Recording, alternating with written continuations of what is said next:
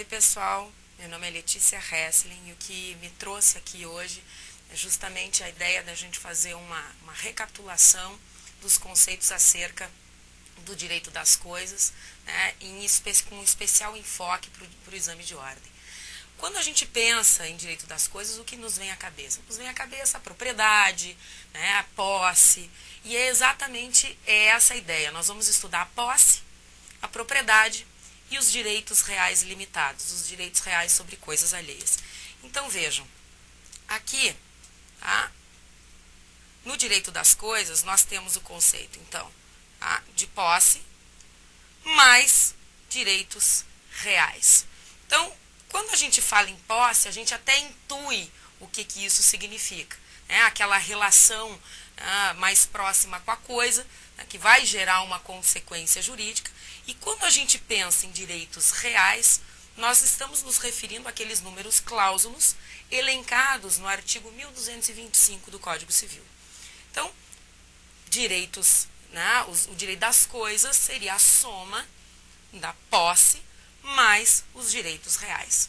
Dentre os direitos reais, nós temos aqueles direitos reais, né, sobre coisas alheias e o direito real pleno por excelência, que é a propriedade. Então, vejam, no direito das coisas nós vamos estudar a posse, a propriedade e os seus desmembramentos, que seriam, né, os direitos reais de uso e gozo, os direitos reais de garantia e o direito real de aquisição. Então, passamos aqui, pessoal, a análise, só para a gente dar uma recapituladinha, como é que a gente vai pensar a partir de agora. Tá?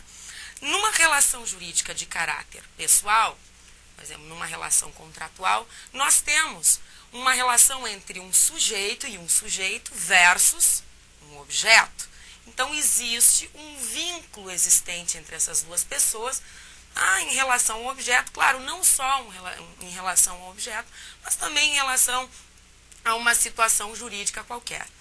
No direito das coisas, numa relação jurídica de caráter real, a relação é um pouquinho diferente.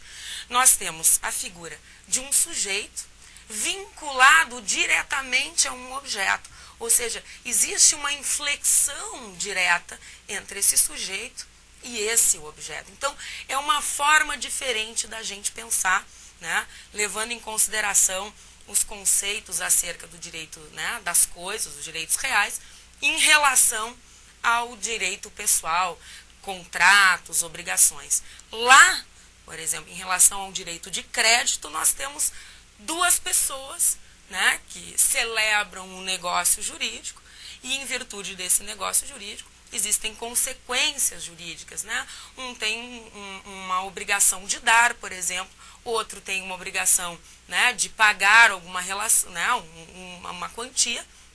E aqui no direito das coisas, mesmo que haja uma relação jurídica pré-existente de caráter pessoal, nós precisamos analisar o fato jurídico de forma diversa, ou seja, sujeito versus objeto.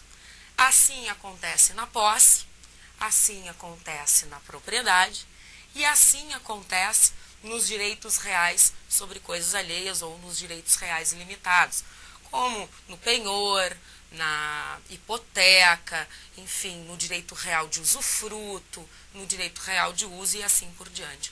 Há um vínculo existente entre esse sujeito e a coisa e, claro, em decorrência desse vínculo, geram consequências jurídicas. Bom,